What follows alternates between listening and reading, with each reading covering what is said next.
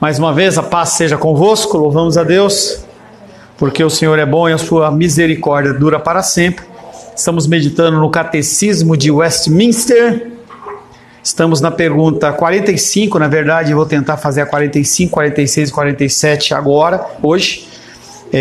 São todas perguntas relacionadas ao primeiro mandamento. E aí a primeira pergunta, na 45, qual é o primeiro mandamento?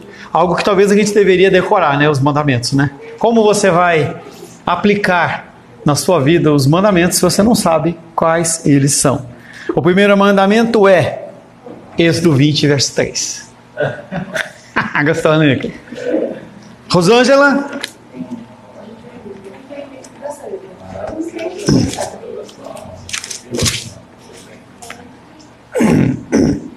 Cadê os crentes com Bíblia? Não está escrito para a igreja? 20, verso 3. Não terás outros deuses diante de mim. Obrigado, muito bem lido, Rosângela. Não terá outros deuses diante de mim. E aí a gente, como cristão evangélico, a primeira coisa que nós pensamos são em imagens de escultura, e não tem necessariamente a ver com a imagem de escultura, mas os ídolos que nós temos no nosso próprio coração, que podem também ser imagem de escultura, mas também pode ser nossa família, nossa igreja, nosso trabalho e qualquer coisa que seja. O primeiro mandamento exige, lembre-se sempre que Deus não pede nada, Ele é soberano. Essa condição de que Deus pede é uma mentira colocada pela sociedade, como se você tivesse a opção de dizer sim ou dizer não. Como, acho que foi o Nicolas falou aí, falou uma vez, falou a segunda vez, falou a terceira vez, pau come. Você acha que dentro da tua casa é assim, com Deus é diferente? O primeiro mandamento exige de todos os homens seres humanos, o conhecimento e o reconhecimento que Deus é único.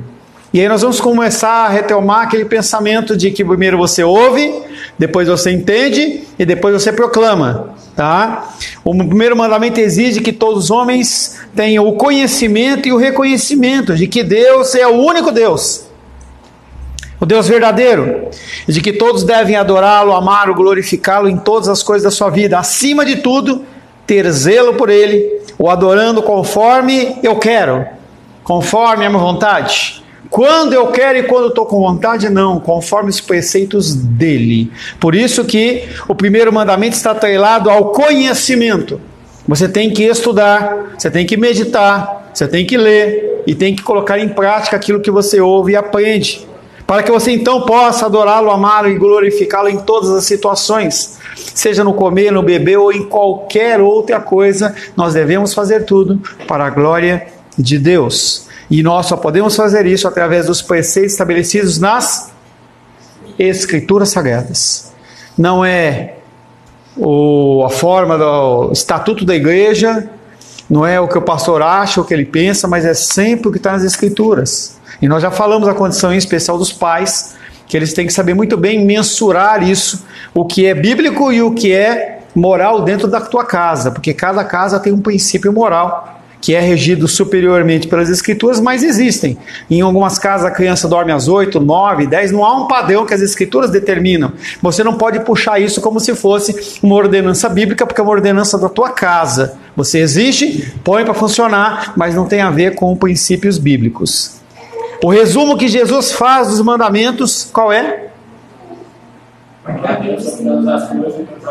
Tá? O resumo que Jesus faz dos mandamentos é a representação da lei moral, em que amar a Deus constitui a ideia principal dos primeiros 4 mandamentos, que eu já disse para você. O mandamento 1, 2, 3 e 4 se refere a Deus, e os outros 6 se referem ao próximo. Então Jesus ele vem fazendo o resumo. Mateus 22, 37.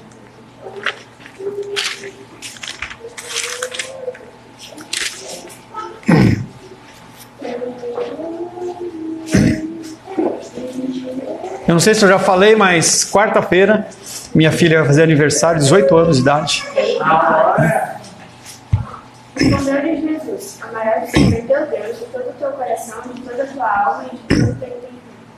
Tá? Como diz o evangelista Mateus e São Alice, entendeu? Quando eu indaguei, Amar a Deus sobre todas as coisas e ao próximo como a ti mesmo. É um resumo das leis de Deus, não as leis cerimoniais que foram colocadas de lado, mas as leis morais. O Senhor é o único Deus. Como consequência, seu povo não pode, em hipótese alguma, adicionar o que quer que seja a sua adoração ao Senhor. Então nós temos o Deus como nosso Senhor. O que muitas pessoas dentro do meio cristão querem é um Salvador, mas não querem um Senhor. O Senhor é aquele que manda, é aquele que ordena. Então, quando a gente insere o conceito da autoridade sacerdotal, de um homem que manda, de um homem que comanda, muitas mulheres elas se rebelam contra essa situação por causa da sociedade, por próprio coração pecaminoso, em que eu não quero me submeter a... Já contei para alguns dentro de aconselhamento que uma família veio me procurar, a mulher veio reclamando que o marido não era bíblico, não era um homem sacerdotal, tal. Começamos a ministrar, o homem começou a tomar jeito e aí a mulher veio reclamar porque o cara ele estava sendo muito bíblico, entendeu? Então ela não queria aquilo porque ela estava perdendo autoridade. O Senhor é o único Deus. Como consequência, seu povo não pode, em hipótese nenhuma, adicionar o que quer que seja a sua adoração ao Senhor, como os israelitas tentaram fazer em Êxodo 32:4. Êxodo 32:4. Raiane, por gentileza.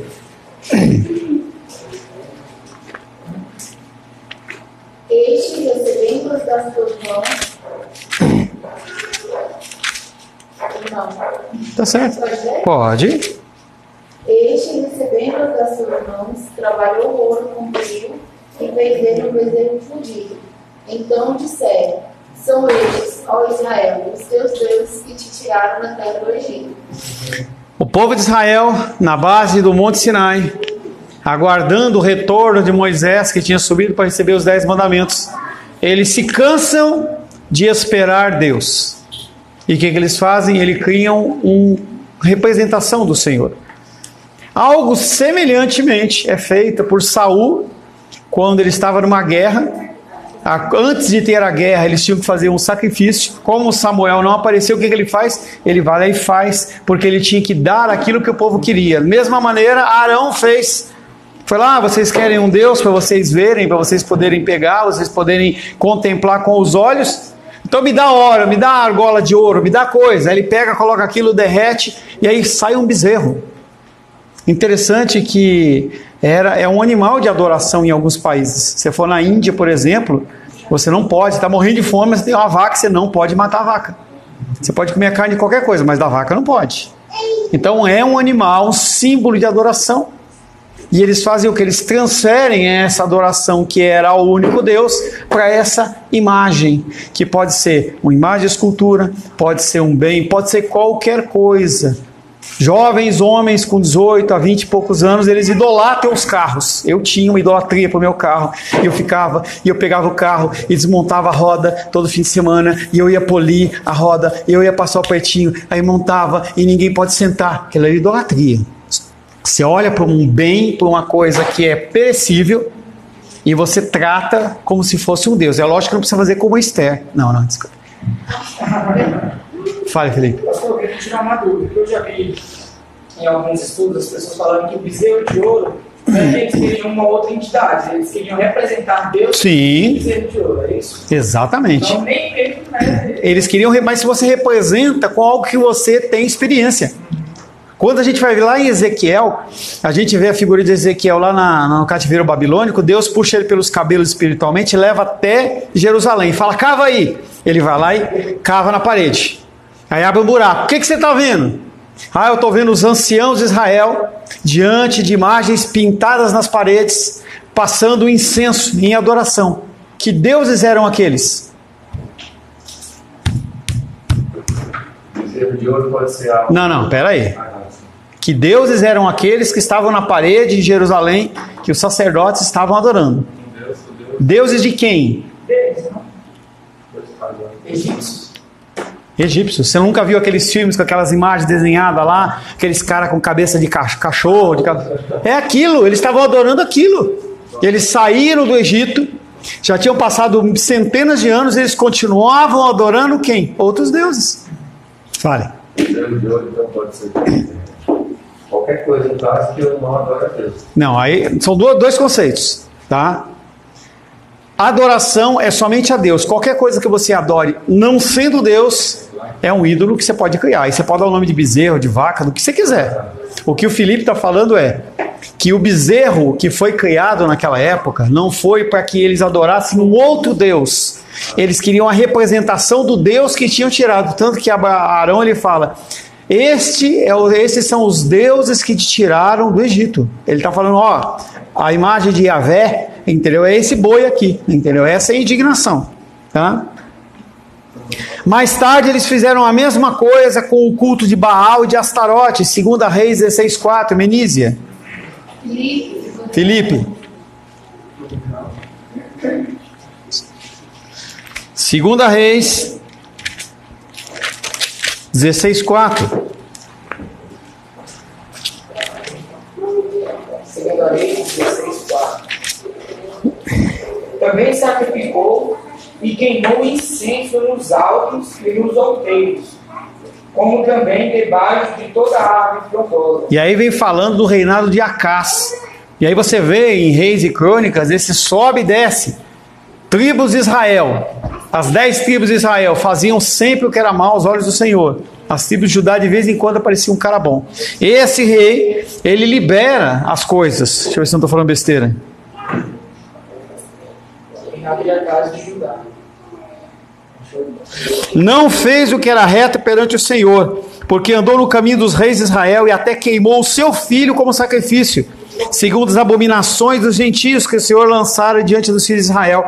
Também sacrificou e queimou incenso nos altos e nos outeiros, como também debaixo de toda a árvore frondosa. E era um mandamento, só se podia adorar no templo. E essas divindades que eles adoravam eram Astarote, que era uma divindade, se não me engano, dos Sidônios, e Baal. Baal, ele significa Senhor, na linguagem lá. Então, quando as pessoas falam assim, esse é Baal, eles falam, esse aqui é o meu Senhor. Eu não compartilhei com vocês porque a imagem é muito chata, entendeu? Mas teve nessa semana que passou, se não me engano, no ano anterior, a marcha para Exu, na Avenida Paulista. E aí aparece duas imagens, parece de metal assim, escabrosa, horrível. Só de você ver, dá um arrepio. E aquele monte de comida nos pés dele, as oferendas das pessoas. Então eles estão fazendo essa mudança. Eles, em vez de adorarem a Deus, eles adoram outra coisa, que é o caso do Moisés, ou então refletem a figura de Deus, como o Felipe diz, transparecendo aquilo para umas imagens, que não tem nada a ver com o Senhor. O Senhor já não se apresenta como rosto, como imagem, exatamente para que as pessoas não inventem coisas. Pintura, desenho e tudo mais. Com todo respeito ao Alexandre, imagens de Maria com olho azul, entendeu? Maria não tinha pele clara. A pele de Maria era no mínimo do Ares, escura, porque eles viviam numa região de pele escura. Jesus não tinha cabelo cacheado, entendeu? Era uma pessoa comum, não tinha olho azul, não tinha o rosto esbelto, e as pessoas elas criam uma imagem para refletir um Deus que eu quero, não um Deus que é real. Um Deus que está na minha imaginação e um Deus que me satisfaz. Da mesma forma, vemos hoje na moderna igreja cristã o culto à criatura. Pô, tudo bem, na igreja evangélica não tem imagem de escritura, mas os caras adoram o homem. Os louvores, eles refletem uma adoração ao homem. Os cultos direcionam as coisas para os homens. Nós tivemos o nosso tempo de comunhão, mas se isso é o que te traz para a igreja, você está no lugar errado. O que tem que te trazer para a igreja é o Senhor. É a necessidade de você estar diante do Senhor. Como o Felipe falou lá fora. Falei, pô, Felipe, cadê a coxinha? Não que esteja liberado, né? Mas cadê a coxinha? Não, meu aniversário é com os meus irmãos. Isso é interessante e importante. Mas não pode ser a motivação principal. Senão estaria. Primeiro você tem que amar o próximo como a ti mesmo e depois você ama a Deus. Não é o contrário. Eu só posso amar o meu próximo se eu amar a Deus primeiramente. Fala.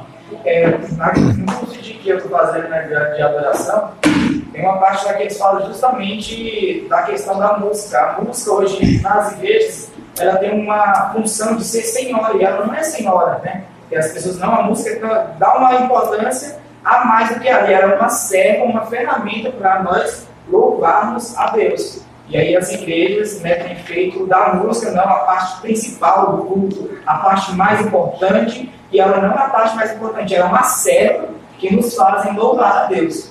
Eu já participei de culto com 4 horas de adoração antes da palavra. Você acha que alguém tem fôlego para isso? Você participa de 4 horas de louvor e adoração, você acha que você vai conseguir ouvir alguma coisa? O homem tem colocado a si mesmo como merecedor da salvação pelos seus próprios méritos, criando uma obrigação, quase uma obrigação para Deus em prover a sua salvação. Romanos 1:25.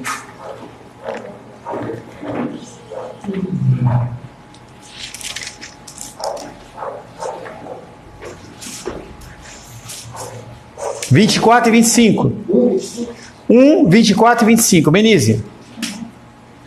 Por isso, Deus entregou tais homens à imundícia, pelas concupiscências do seu próprio coração, para desonrar o seu corpo entre si. Pois eles mudaram a verdade de Deus em mentira, adorando e servindo a criatura em lugar do Criador, o qual é bendito eternamente. Amém. A mesma coisa que aconteceu com Saul, a mesma coisa que aconteceu no tempo de Moisés, continua ocorrendo. Ocorreu em tempo de Romanos e continua ocorrendo nos dias de hoje. E aí o Felipe compartilhou comigo um vídeo sobre a ira de Deus. É o que nós mais falamos. Consequência do pecado. A consequência do pecado, de você agir e fazer isso. O que Deus faz? No verso 25, eles mudam a verdade de Deus em mentira, adorando e servindo ao Criador. O que Deus faz? Entrega a ele os seus próprios desejos. É aquela célebre frase do aniversário: que Deus conceda, Esther, os desejos do seu coração. Está amarrado, não entendeu? Misericórdia, o desejo do meu coração. O desejo do meu coração não presta. Não presta. A despeito de todas as considerações, o primeiro mandamento afirma que a unidade de Deus requer devoção total, incondicional e exclusiva. Pastor, mas eu não consigo fazer incondicionalmente. Continue. Continue tentando. A nossa caminhada na terra é de continuar tentando. Eu tenho que continuar tentando. A despeito de todas as considerações que nós falamos sobre adorações profanas e tudo mais, nós temos o primeiro mandamento que afirma que a unidade de Deus requer devoção total, incondicional e exclusiva, sendo que só há um caminho. Não há outro caminho, não há outra forma.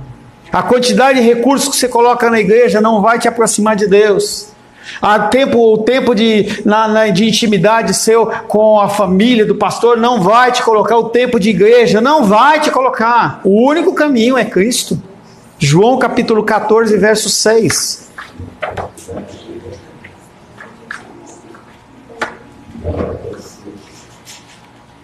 Como? João 14, 6. Vale-se? Respondeu-lhe Jesus: eu sou o caminho, a verdade e a vida. Ninguém vem ao Pai senão por mim. Ninguém vai ao Pai se não for através da palavra. A minha oração não vai te chegar perto de Deus, a oração de nenhum santo, nada. É só Jesus Cristo que é o caminho, a verdade e a vida. Tendo entendimento, tendo conhecimento do que é o primeiro mandamento, nós temos que entender o que ele exige de nós, que é a pergunta 46. O que exige esse primeiro mandamento? Ele exige de nós conhecer e reconhecer a Deus como único Deus, nosso Deus único, e como tal adorá-lo. Mas para que eu faça isso, eu tenho que entender o que eu estou fazendo. Não é porque alguém mandou. Agora todo mundo vai usar branco, todo mundo... Não, cara, eu tenho que entender. Se eu entendo, eu coloco em prática. Se eu entendo e não coloco em prática, aí é ignorância. Aí não há o que fazer. Só pode orar pela pessoa. Até que ela entenda, nós temos que continuar explicando e ensinando. Primeiro, conhecimento. Aí nós vamos naquele negócio: ouvir, entender e proclamar. O requerimento principal do primeiro mandamento é o conhecimento de Deus, reconhecendo nele o único Criador e preservador da natureza e das criaturas. Em especial, Luísa, Gabriel e Rafael estão na escola. O professor fala do Big Bang. Entendeu? Nós somos animais racionais, tá bom? Entendeu? Não vai entrar em discussão, não adianta entrar com essa discussão, mas nós temos o entendimento, nós temos o conhecimento de que Deus é o todo criador de todas as coisas, só é Ele que é o criador. Esse conhecimento não procede de sentimentos ou experiências. Por isso, Moisés, os sentimentos e experiências que você recebe de lá, recebe. Entendeu? Não, você não recebe, tem que amarrar, cara. Entendeu? Os conhecimentos, as experiências, isso aí fica na memória, mas não acrescenta nada. As historinhas que eu possa vir a contar e comentar e tudo mais, não acrescenta nada. Pode te dar alegria, pode te despertar numa piadinha e tudo mais, mas não muda nada. Esse conhecimento não procede de sentimentos ou experiências, independente do que você está passando. Pelo contrário, eu te perdi. Oxe, peraí. Primeiro mandamento. Do contrário, não haveria necessidade do mandamento. Se dependesse do que eu sinto, do que eu acho, do que eu penso, não precisaria da palavra. Tem pessoas que não são confrontadas pela palavra. Tem pessoas que são confrontadas pelo seu próprio coração. Falso, enganoso. Tá meditando aí, filho? Ou tirando as espinhas? Entendeu? Só dando uma cutucada aí? Então, a única coisa que pode nos trazer realmente esse conhecimento é a leitura das Escrituras. O conhecimento de Deus provém de uma forma única e autoritativa dada aos homens diretamente por Deus. Quando Moisés recebe a tábua dos 10 mandamentos, ele era o símbolo da humanidade recebendo a palavra de Deus. Mateus 22, 29.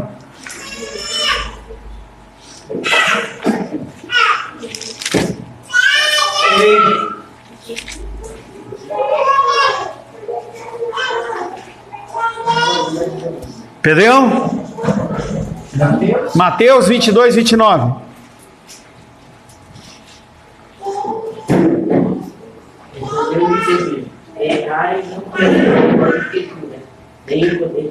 Respondeu-lhe Jesus: errais não conhecendo as Escrituras nem o poder de Deus. Quando você não conhece, você não usa.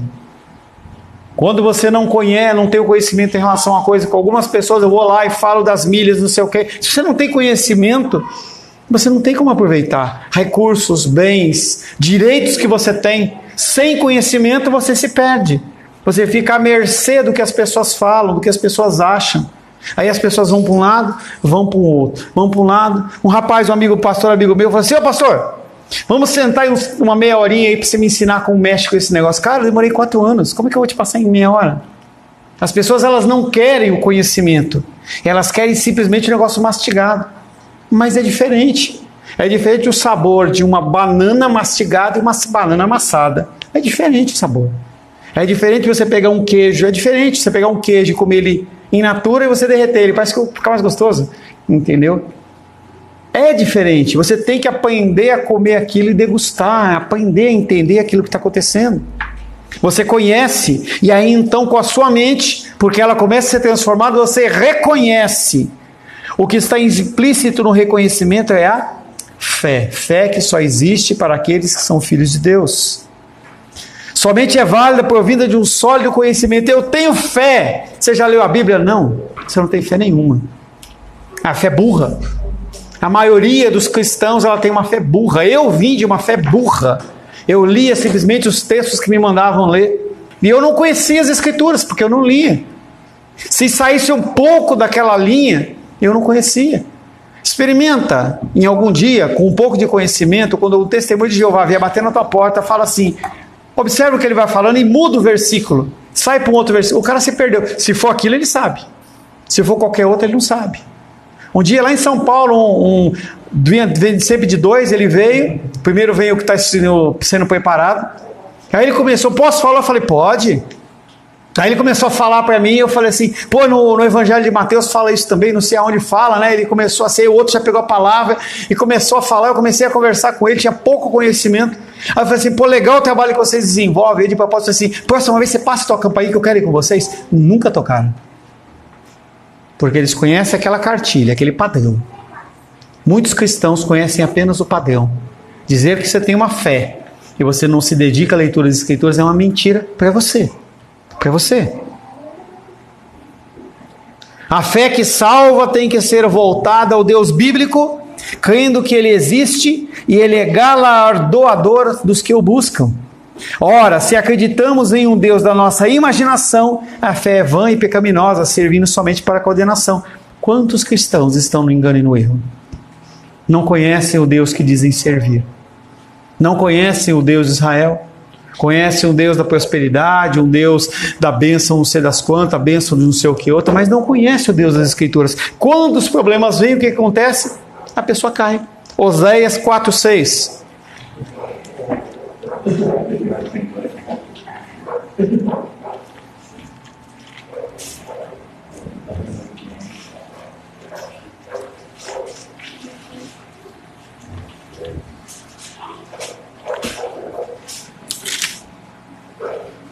Oséias 4:6.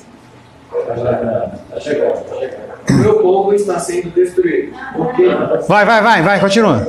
Porque lhe falta o conhecimento. Porque tu, sacerdote, rejeitaste o conhecimento. Também eu rejeitarei, para que não sejais sacerdote diante de mim, visto que te esqueceste da lei de Deus. Também me esquecerei dos teus filhos. Tá, então ele vem mostrando a condição de uma igreja que não tem conhecimento, em especial porque o líder daquela igreja não traz o conhecimento. Independente do que você ouve ou não, do que você aprende ou não, a responsabilidade é sua. Sua não, sua. Fala minha. Minha, sua não, tá amarrado. A responsabilidade é sua, entendeu? Se eu falo uma besteira e você engole isso, a responsabilidade é sua. Não, Paulo, Deus, mas naquele dia o pastor Paulo falou isso. Azar sim.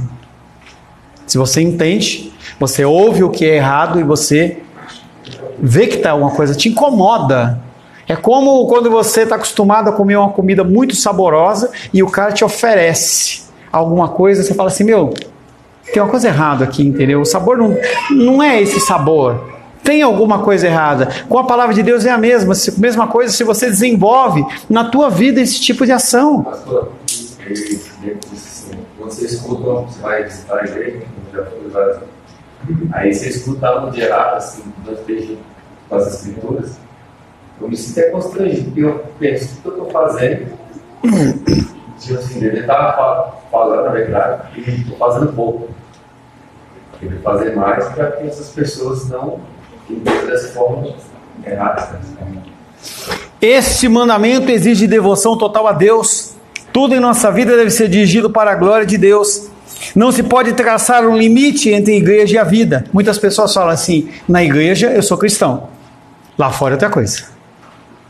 Domingo eu sou crente, segunda não.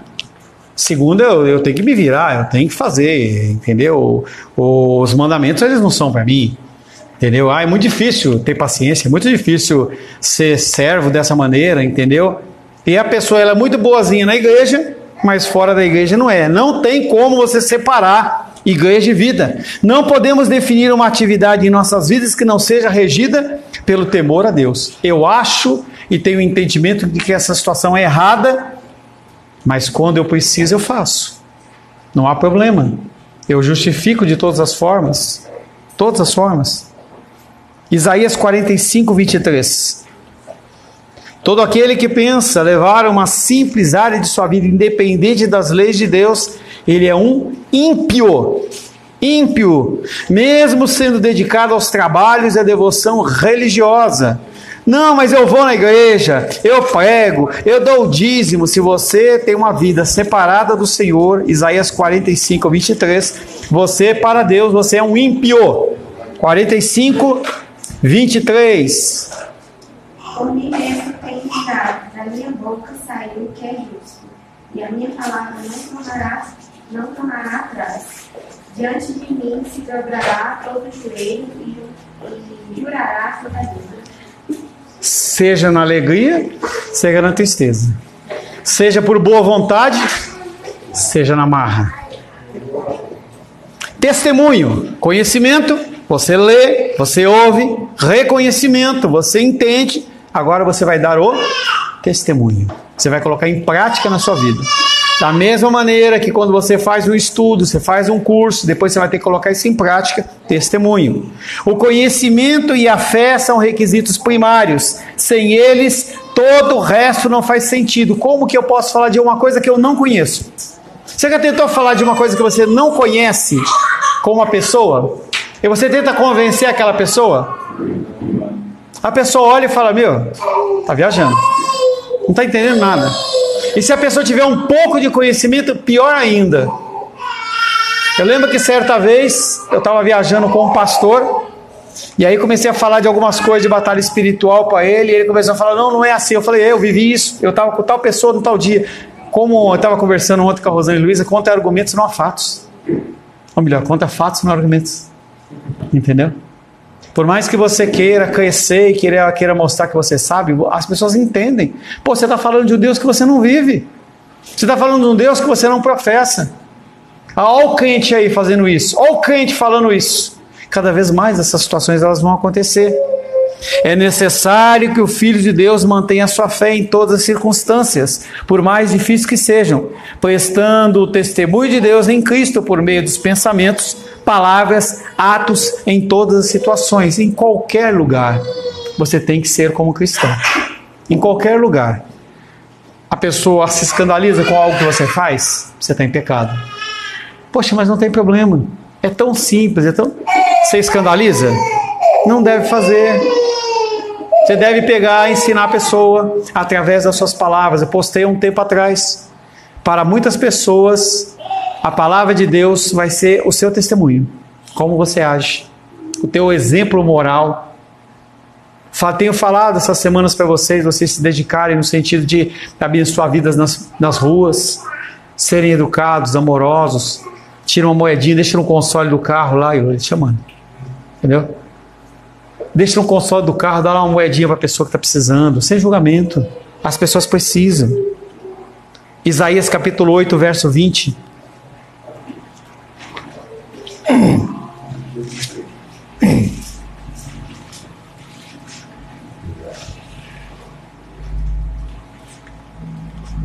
A lei e o testemunho. Se eles não falarem desta maneira, jamais verão a alva. Se eu não apresento a palavra de Deus e eu não vivo a palavra de Deus, as pessoas não recebem. As pessoas têm uma trava no coração em não ver. Ele fala, mas não faz. É claro que a palavra de Deus ela é soberana. Deus alcança de alguma maneira, mas talvez não alcance através da sua vida. Talvez aquela pessoa que você poderia ter o privilégio de dar o testemunho para aquela pessoa se converter e ser uma nova criatura, não acontece. Porque você não dá o testemunho correto. A correta adoração a Deus é revelada pela palavra e essa adoração deve ser dirigida ao Pai e feita somente através do Filho, que é aquilo que o Felipe estava falando, entendeu? Felipe estava falando. As pessoas elas têm mudado a adoração, porque elas querem adoração a si mesmo. Então eu quero o culto ao homem, as músicas que vão trazer emoção e sentimento para você. A correta adoração a Deus é revelada pela palavra e feita somente através de Cristo, o único Senhor e Salvador do seu povo, que lhe foi dado por Deus quando? Na eternidade, antes da eternidade, glorificando e adorando a Deus sempre em Cristo. 1 Timóteo 2,5.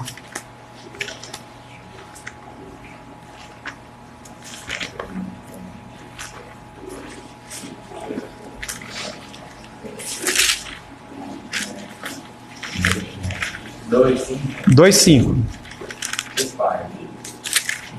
Portanto, há um só Deus e um só mediador entre Deus e os homens, Cristo Jesus, homem. Não. 1 Timóteo... eu estou de Tessalonicenses, desculpa. 2,5. De novo, por favor. Por favor. Portanto, há um só Deus e um só mediador entre Deus e os homens, Cristo Jesus, homem. Se nós não ensinarmos as pessoas, elas vão continuar buscando outras coisas, outras fontes de adoração, outras fontes de satisfação. Nós temos que trabalhar, temos que estudar, temos que ser felizes com as nossas vidas, mas acima de todas essas coisas nós temos que entender que há um Deus que é sobre tudo e que merece toda a glória, honra e louvor. Falamos qual é o primeiro mandamento. Falamos o que exige, a palavra de Deus exige em relação ao primeiro mandamento. E na pergunta 47, o que este mandamento proíbe? Tem primeiro as exigências do que você deve fazer. E também há as proibições do que você não pode fazer. O primeiro mandamento proíbe o negar. Nunca, pastor, que eu vou negar a Deus. Com as suas atitudes você nega. Com a sua fala você nega. Tá? Odeio a Deus. O primeiro mandamento proíbe o negar, deixar de adorar ou glorificar ao verdadeiro Deus como nosso Deus. E dar a qualquer outro a adoração, a glória que só a eles são devidas. E nós fazemos isso com excelência. Nós adoramos coisas ao invés de adorarmos a Deus. Nós deixamos de reverenciá-lo quando nós trocamos uma leitura da palavra pelo nosso sono. Quando nós deixamos de vir para a casa do Senhor porque tem um evento. Tudo isso eu estou falando para você, para Deus. Deus, eu prefiro isso ao invés de estar na tua casa. Nós temos uma vida em sociedade, nós vivemos em comunidade, mas nós temos que aprender a colocar limites nessas coisas. Porque se nós não colocarmos limites, o que acontece é que a gente vai ser levado. Ah, porque é o aniversário, é porque é a festa, é porque eu tenho que fazer isso, eu tenho que fazer aquilo outro, é porque eu tenho que trabalhar. Gente, ou a gente acredita em Deus ou não acredita. A casa do Senhor é o lugar de você acreditar em Deus. Ele fala, eu nunca vi um justo mendigar o pão. E ele está falando para aqueles que são filhos. E não é meritocracia, ele faz, aí você faz, ele faz. Mas a gente tem que entender que ou a gente confia ou não confia. Senão essa montanha russa do nosso coração, ela é danosa, a gente não consegue aguentar isso. Eu acredito ou não acredito, confio ou não confio. Está com problema, eu deixo de confiar. Não dá para ter assim. O primeiro mandamento, ao mesmo tempo em que exige o conhecimento e a adoração de Deus, ele proíbe a contestação das doutrinas bíblicas. Não é questionar. É você deixar de fazer porque eu não concordo. Ah, eu acho que isso é muito pesado e eu não vou fazer. Ou é mandamento ou não é mandamento. Ou Deus é Senhor ou não é Senhor. E nós temos todo um processo de aprendizado, mas não quer dizer que você pode abrir mão de um conhecimento e falar assim, não, isso eu não quero. Não é um self-service, em que eu como o que eu quero. A gente estava lá embaixo, tinha queijo, tinha presunto, tinha pão com gergelim, sem gergelim, tinha outro pãozinho lá, fofinho lá. Você escolhe o pão que você quer, não, você tem, é aquele que você tem que fazer. Cristianismo é isso. Qualquer outra religião tem outras opções, mas cristianismo é isso.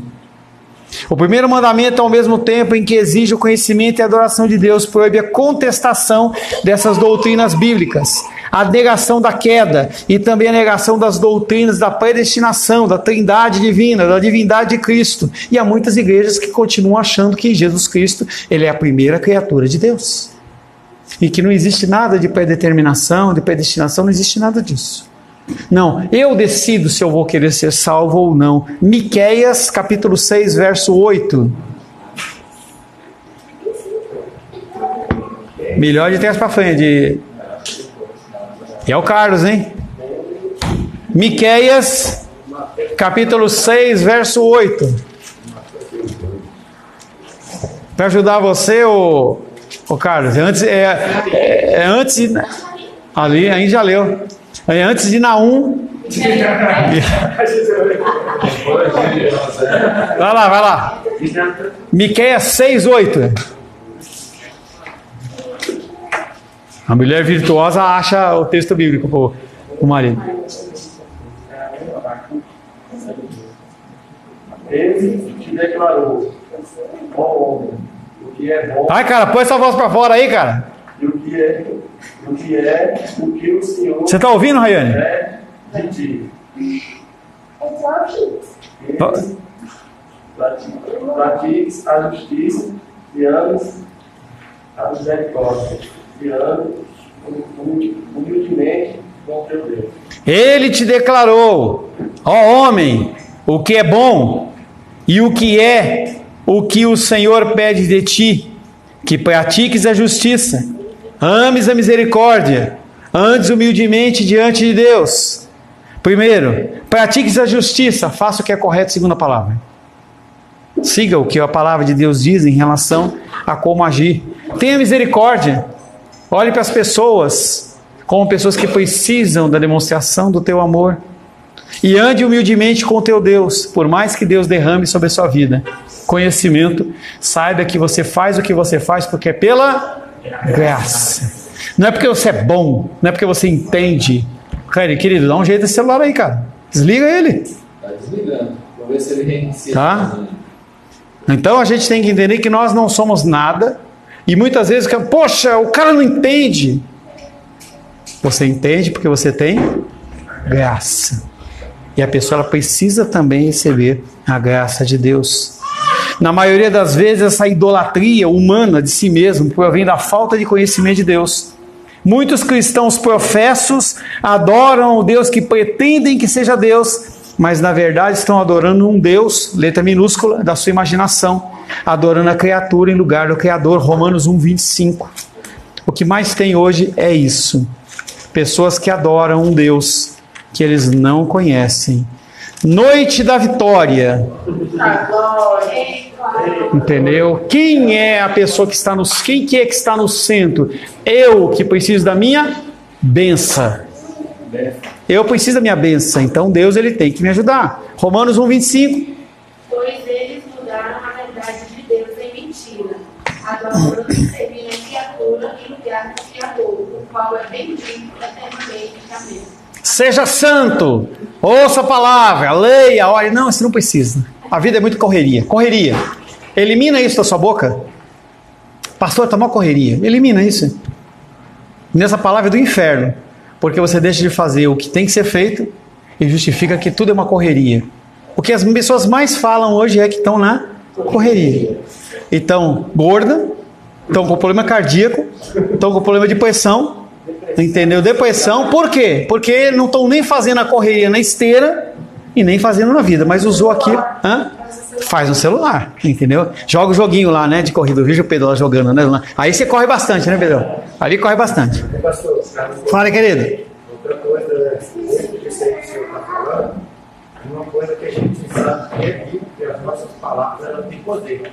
Eu comecei a mudar o meu palavreado, porque muitas vezes eu falo, nossa, está muito difícil. Estou passando por um tal. Não, está uma bênção. Mesmo que você não passando necessidade, a bênção, Deus está no controle. E as coisas tendem a melhorar. Até porque a palavra lançada é feita. Só tome cuidado para você não misturar a confiança em Deus com a teologia positivista, em que você começa a declarar o que é bom para achar que aquilo ali você atrai o que é bom. Isso aí é o inferno também, tá? A confiança em Deus é outra coisa. Não, sim, entendi. A confiança em Deus, você fala, Deus está no controle, vai dar tudo certo. Esse entendimento de que nós não podemos adorar um Deus da nossa imaginação, ele é dirigido a uma sociedade corrupta pela idolatria humana, a minha idolatria a mim mesmo e o pecado. Essa descrição refere-se à humanidade como um todo e não simplesmente a um período de extrema decadência moral em Israel. Ah, não, mas isso foi lá em Israel. Não é. Nós somos piores. Não, mas nós estamos piores. Não, o homem nunca foi diferente. Não, mas hoje está pior. Não está. É a mesma coisa. O homem sempre foi o mesmo. As formas de divulgação mudaram. Mas o homem ele continua tendo a maldade no seu coração desde Adão e Eva. Nunca mudou, nunca foi pior, nunca foi melhor, nunca mudou nada. Sempre o ser humano foi ruim, sempre ele foi ruim. Continua fazendo bezerro de ouro, continua a mesma coisa. Não, mas agora a gente vê o cara estupra, mata, toca. É a mesma coisa no passado, não muda nada. Porque a característica humana, ela não se transforma, ela continua decaída no pecado, não muda nada. Não muda nada. Salmos 14:3.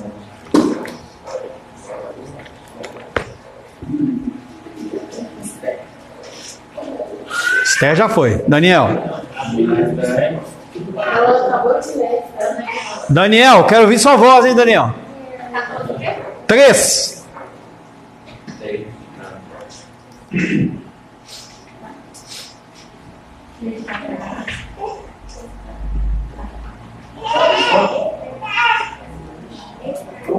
Mais alto, mais alto, mais alto.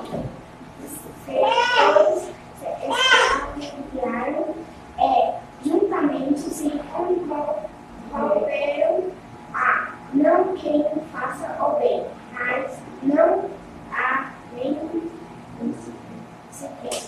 Todos se extraviaram e juntamente se corromperam. Não há quem faça o bem, não há nenhum sequer.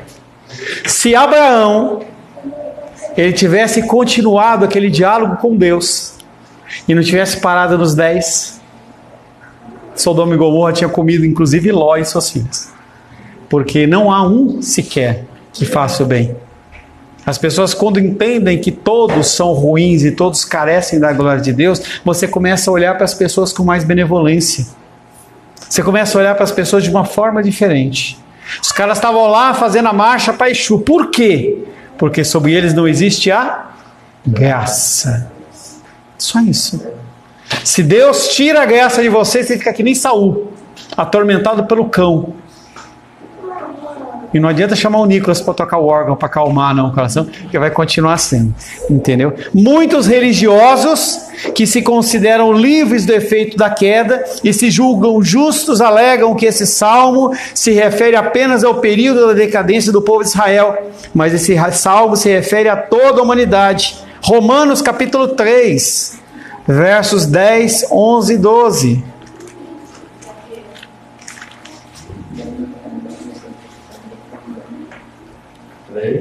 3, 10, 11 e 12. 3, 10, 11 e 12? Sim. Como está escrito: não há justo, nenhum sequer. Não há quem entenda, não há quem busque a Deus. Todos se extraviaram, a uma se fizeram inúteis, não há quem faça o bem, não há nenhum sequer. E aí você vê que é o Salmos 14 que nós lemos. Então o povo estava falando exatamente isso. Não, mas isso era para o lado pessoal do passado. Agora não precisa mais. Agora nós temos Cristo. Aí Paulo vem e fala de novo a mesma coisa. Vocês estão achando que vocês são bons? Não há nenhum sequer. Nenhum bom. E ele não fala nesse texto, mas em outros ele fala, até eu. Quando eu vejo no espelho o que eu quero fazer, eu não faço. Até eu não presto. E aí a gente muda o conceito que a gente tem no homem, que o coaching é o cara que é o cara top, então o cara vai falar daquilo que ele conhece, ele fala daquilo que ele não vive. O cristão, ele fala daquilo que ele está tentando viver. É a luta contínua. É você ministra falando sobre sacerdócio e você não é. É você falando sobre dízimo e oferta e você não dá. É você falando sobre confiança em Deus e você continua não confiando. Mas eu estou lutando com isso. Esse salmo representa, Salmos 14, apresenta o homem em todos os tempos que adota como princípio a crença de que Deus não se preocupa com as diferenças entre o pensamento e o comportamento deles em relação à palavra de Deus. Todo mundo que acha, não tem nada a ver. Ah, mas esse texto, não tem problema. Ah, o pastor fica falando para chegar no horário. Não, eu posso chegar a hora que eu quiser. Vai estar sempre aberto. O apóstolo Paulo fala, não é bem assim. Quando você se coloca contra as ordenanças e as doutrinas de Deus, achando que você, o seu entendimento e o seu pensamento é mais importante do que Deus fala, você é idólatra de si mesmo. Se você é idólatra de si mesmo, você adora quem? A criatura, em vez de adorar o Criador. Esses modernos fariseus querem viver uma vida voltada a eles mesmos. São incapazes de fazer o bem, apesar de se julgarem incapazes de viver uma vida sem pecado. Mateus 23, 27.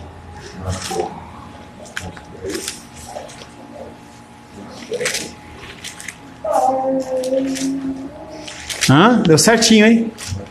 Ai de vós, escribas e fariseus, hipócritas, porque sois semelhantes aos sepulcros caiados, que por fora se mostram belos, mas interiormente estão cheios de ossos mortos e toda imundícia. O que tem no seu coração? Quando Deus contempla o seu coração, Ele vê o quê? Feche seus olhos. Imagine-se diante de Deus. O que será que Deus veria? O que você teria a apresentar ao Senhor? Será que você apresentaria obras religiosas? Será que você apresentaria frequência na igreja? Será que você apresentaria um coração devoto ao Senhor e confiante nele? Quando Jesus, em Mateus 23 e 27, ele fala esse texto para aquelas pessoas, ele está trazendo exatamente a condição do que Deus vê, não do que você quer mostrar. Nós queremos mostrar para os outros que nós somos santos demais, que nós somos cristãos demais, mas na verdade o que Deus vê é impureza, o que Deus vê é sujeira. E como o publicano nós temos que aprender a olhar a Deus, orar a Deus, pedindo que Ele, apesar do nosso agir, do nosso pensar, que Ele, como o André falou, tenha misericórdia de nós.